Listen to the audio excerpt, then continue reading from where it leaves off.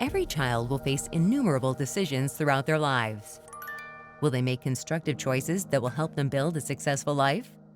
That will depend on their ability to analyze situations, understand ethical implications, and evaluate consequences. Their decisions will affect their own well-being and that of others.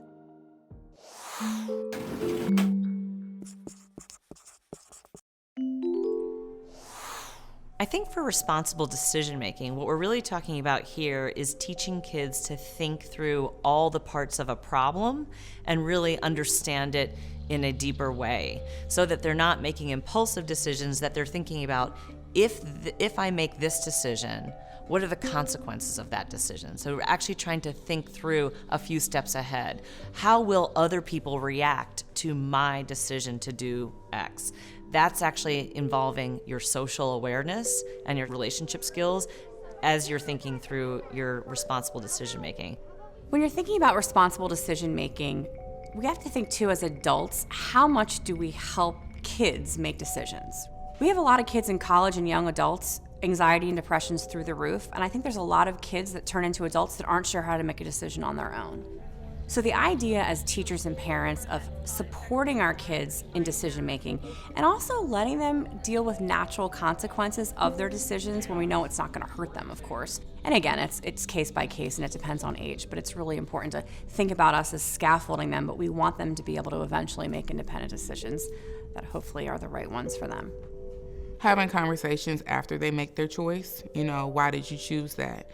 What could you have done differently? Was that the best choice? And really allowing them to construct their understanding or verbalize the way that they made that selection.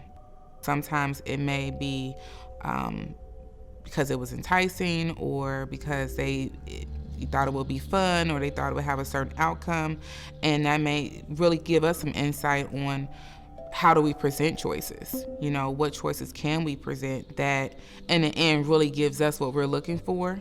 Because choice allows growth and opportunity. As we think about discipline or consequences, really having our young people think through what happened, why did I do what I did, how did that make others feel? And then what's appropriate for me to do now, both in terms of having a consequence, but also to repair the damage.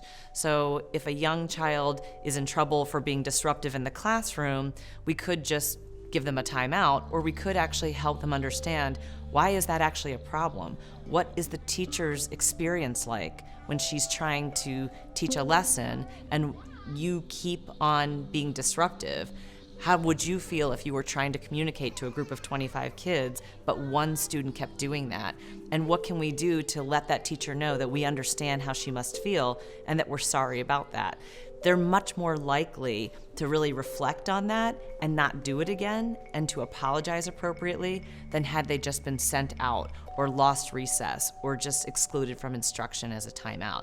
So it's really important for discipline that we give kids opportunities to analyze the situation, to reflect on the different perspectives, and to repair that damage so that they're more likely to internalize the lessons that can be learned from these conflicts and not simply just repeat it again or just get angry.